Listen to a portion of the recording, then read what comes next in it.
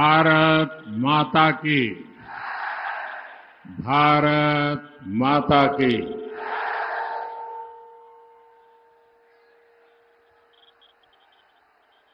परभणीकरांना माझा राम राम. संत जनाबाईच्या या नगरीला आणि देवी प्रभावतीच्या नगरीला माझे कोटी कोटी वंदन.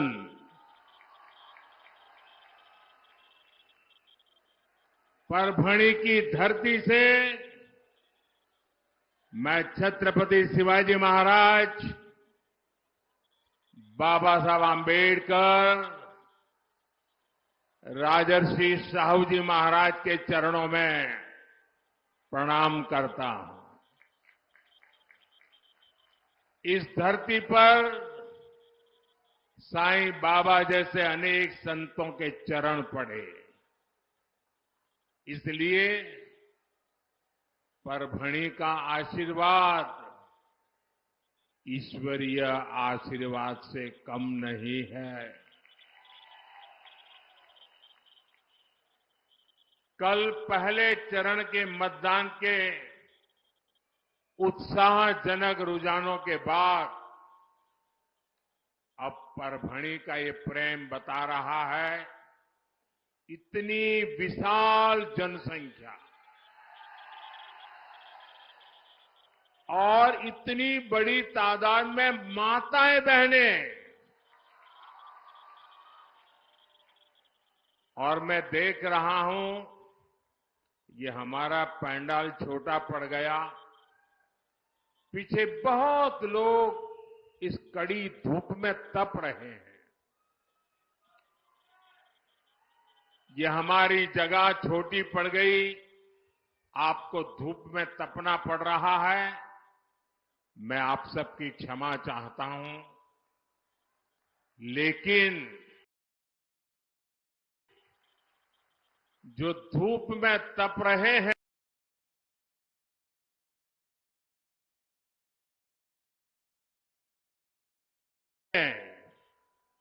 उनको मैं विश्वास दिलाता हूं कि आपकी ये तपस्या मैं बेकार नहीं जाने दूंगा. आपके इस प्रेम को, आपके इस आशीर्वाद को मैं विकास करके लौटाऊंगा.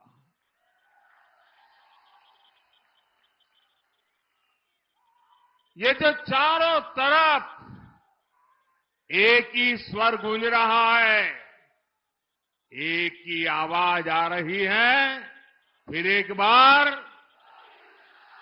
फिर एक बार, फिर एक बार. साथियों, 2024 का ये चुनाव केवल सरकार बनाने के लिए नहीं हो रहा. इस चुनाव का लक्ष्य है भारत को विकसित बनाना, भारत को आत्मनिर्भर बनाना. इसलिए 2024 के चुनाव के मुद्दे सामान्य मुद्दे नहीं है. हर मुद्दा महत्वपूर्ण है, हर कदम महत्वपूर्ण है, हर संकल्प महत्वपूर्ण है. और इसलिए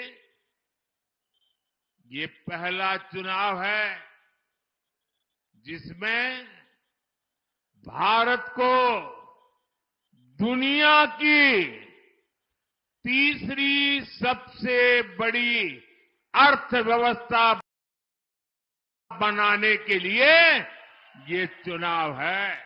ये चुनाव है जिसमें हमने पिछले टर्म में चंद्रयान की सफलता को देखा है. ये इस चुनाव के बाद 140 करोड़ देशवासी गगनयान की सफलता भी देखेंगे। ये पहला चुनाव है जब सेना के हथियारों से लेकर कोरोना की वैक्सीन तक लोग आत्मनिर्भर भारत की सफलता की हर कोने में चर्चा कर रहे हैं। सिर्फ 10 वर्ष में देश ने विकास की एक लंबी दूरी तय कर ली है। 2014 में जब मैं पहली बार लोकसभा का चुनाव लड़ रहा था, उस समय चुनाव में क्या बातें होती थी, अखबार किन बातों से छाए रहते थे, टीवी पर किन बातों की चर्चा होती थी, तब बात होती थी आतंकी हमलों का डर, आए दिन बम धमाकों की खबरें और हमारे वीर जवानों की शहादत की पीड़ा, यही छाया रहता था। 5 साल बाद, याद करिए साथियों, 5 साल बाद 2019 में चर्चा सीमा पार से होने वाले हमलों की बंद हो गई और चर्चा क्या होने लगी? Surgical strike. ये तो मोदी है, घर में घुस के मारता है। ये चर्चा होने लगी कि नहीं होने लगी? शौर्य की ये धरती महाराष्ट्र भी सर्जिकल स्ट्राइक की बात सुनकर गर्व से भर गई थी। आप मुझे बताइए, हिंदुस्तान का कोई ऐसा नागरिक होगा जिसको गर्व न हुआ हो? कोई नागरिक होगा जिसको गर्व न हुआ हो? गर्व हुआ कि नहीं हुआ? कोई भी जाति हो, कोई भी पंथ हो, हमारी सरकार सबके लिए काम करती है।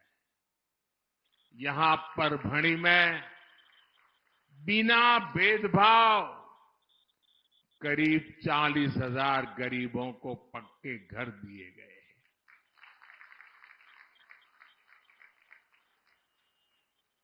और मैं आपको एक काम बताता हूं, करोगे?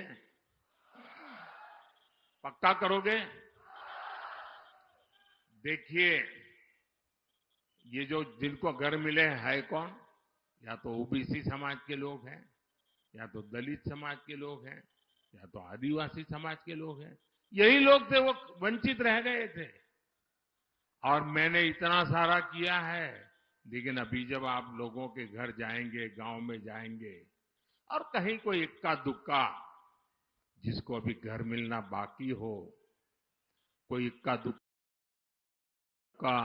जिसको गैस का कनेक्शन मिलना बाकी हो, नल से जल मिलना बाकी हो, तो मेरी तरफ से उनको बता देना, मोदी की गारंटी है, तीसरे टर्म में आपका काम भी हो जाएगा। ये बताओगे तो घर घर जाके बताओगे ना?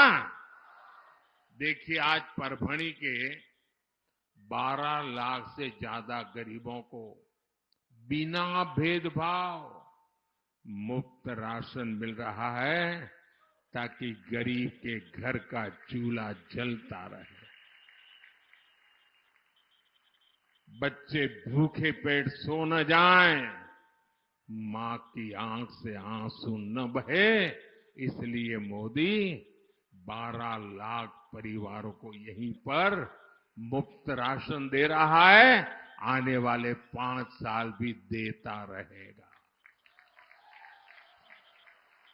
आज परभणी में 17 जन औषधि केंद्रों में बिना भेदभाव सभी को 80% डिस्काउंट, 80% छूट पर दवा मिल रही है। यहां बिना भेदभाव 1.25 लाख से ज्यादा महिलाओं को उज्ज्वला गैस कनेक्शन दिया गया है। परभणी में आज 75% से ज्यादा घरों में नल से जल आने लगा है। इतना ही नहीं, एनडीए सरकार ने परभणी के 9 लाख से ज्यादा पशुओं को मुफ्त टीका भी लगाया है। कोई भी सरकार ऐसे तभी काम करती है जब वो गरीबों के प्रति संवेदनशील हो, सबकी चिंता करती हो। मैंने गरीबी की जिंदगी को जी है।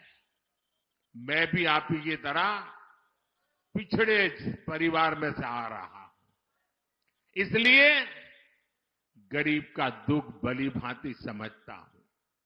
और इसलिए मैंने तय किया, जो मैंने सहा वो देश के किसी गरीब को नहीं सहना पड़े।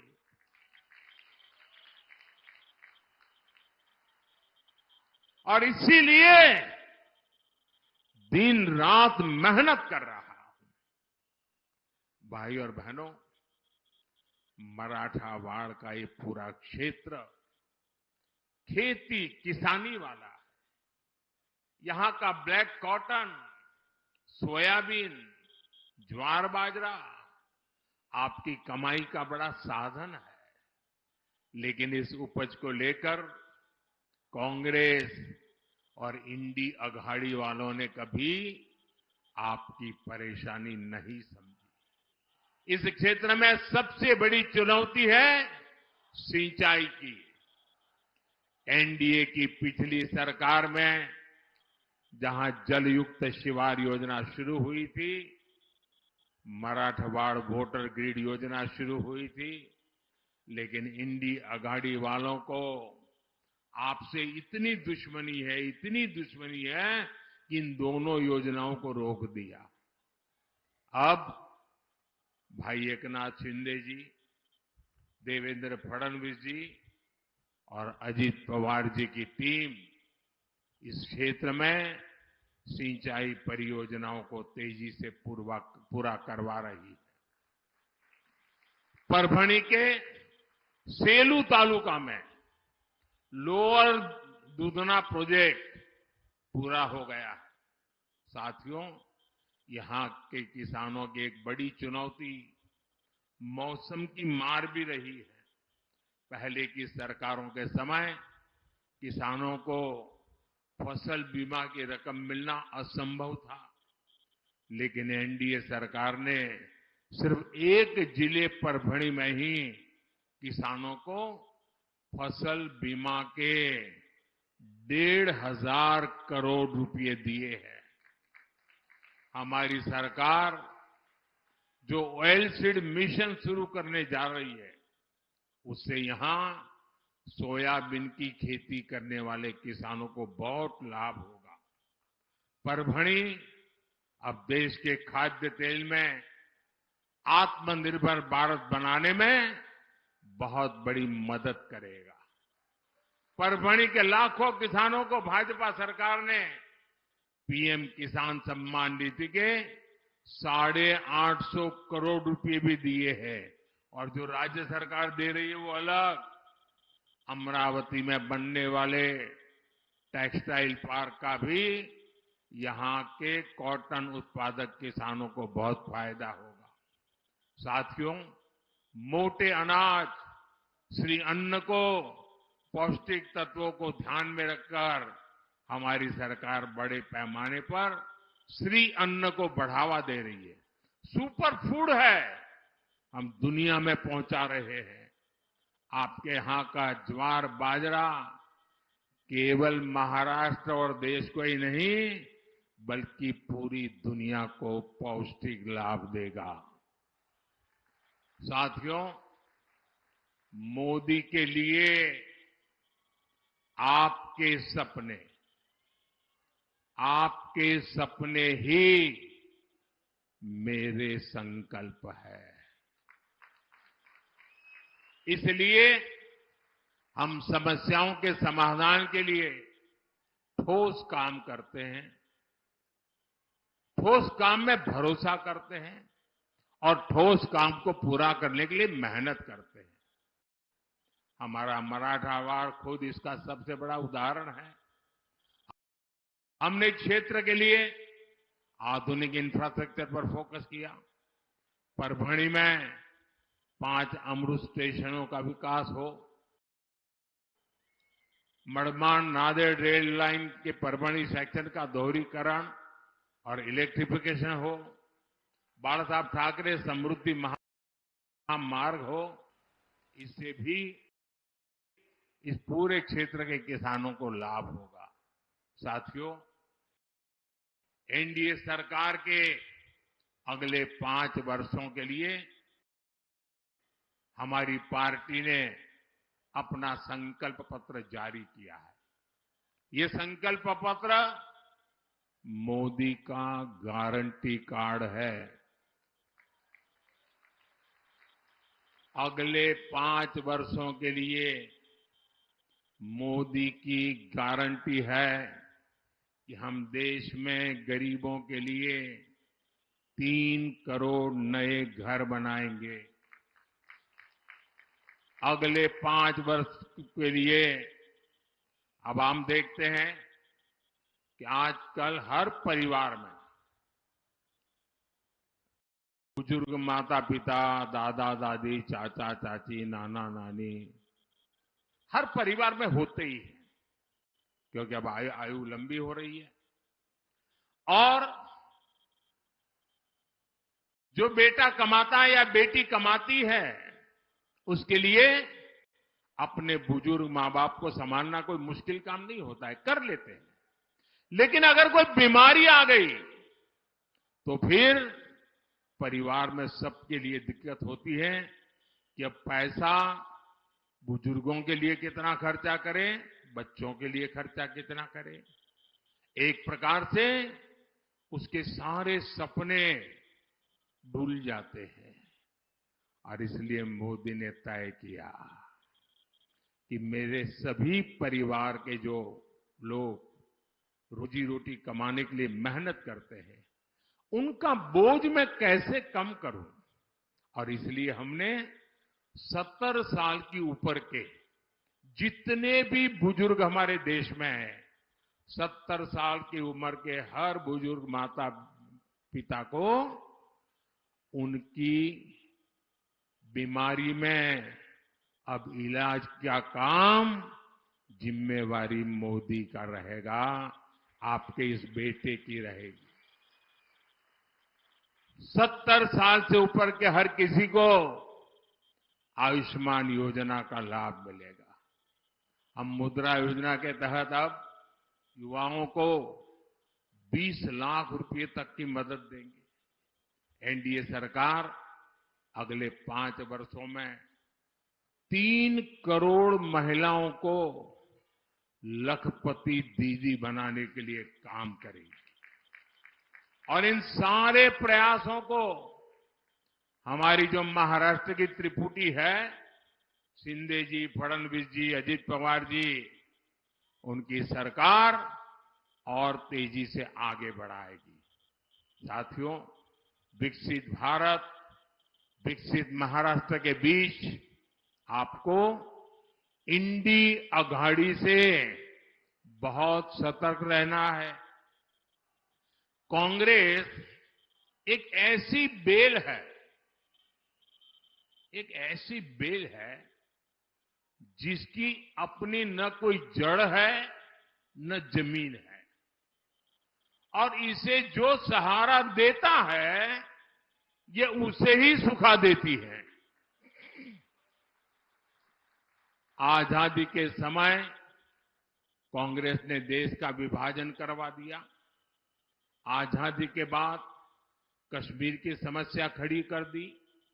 कांग्रेस ने 370 के बहाने बाबा साहब का संविधान कश्मीर में लागू नहीं होने दिया। वहां के दलितों को इतने सालों तक अधिकार ही नहीं मिलने दिए।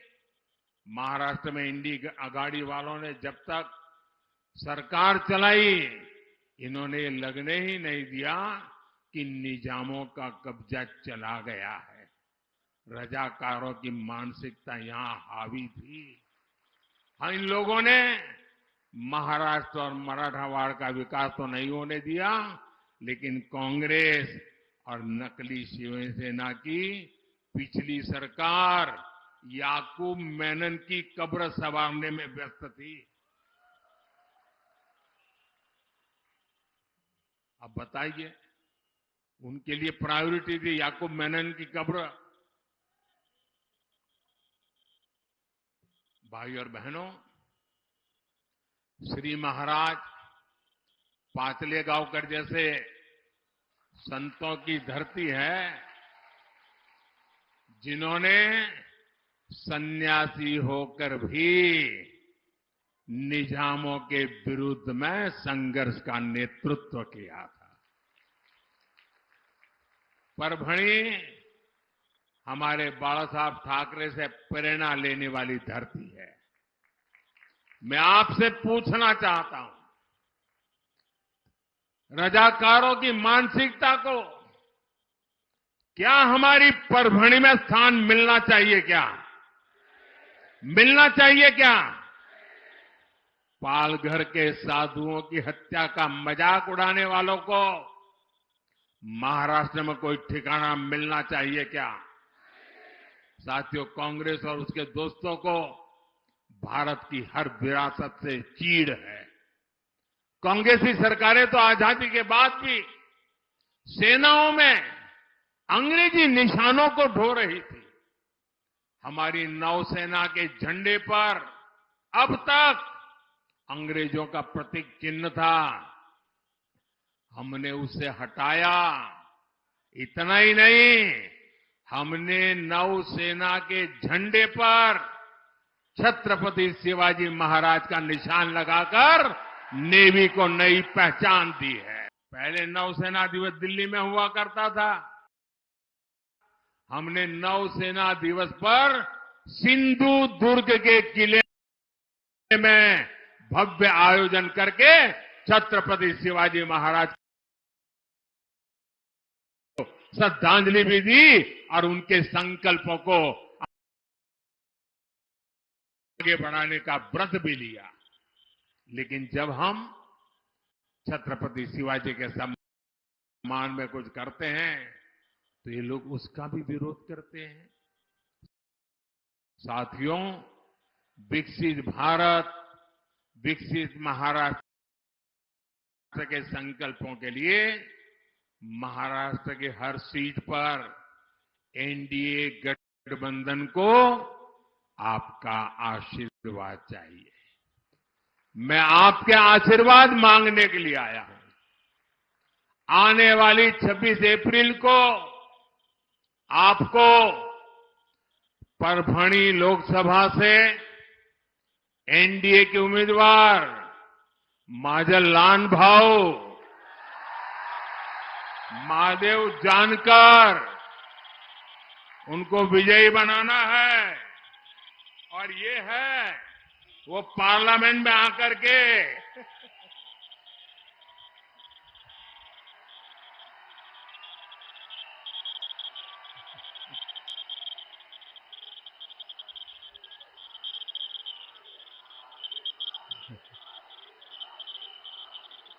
विजयी होकर के आए। इसके लिए आपको एक काम करना होगा। करेंगे? एक तो घर घर जाना है। जाएंगे? ज्यादा से ज्यादा मतदान कराएंगे।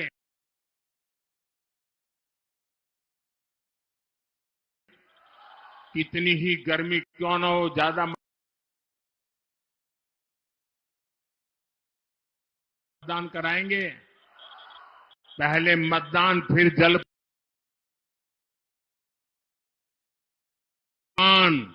ये पक्का करेंगे। सुबह सुबह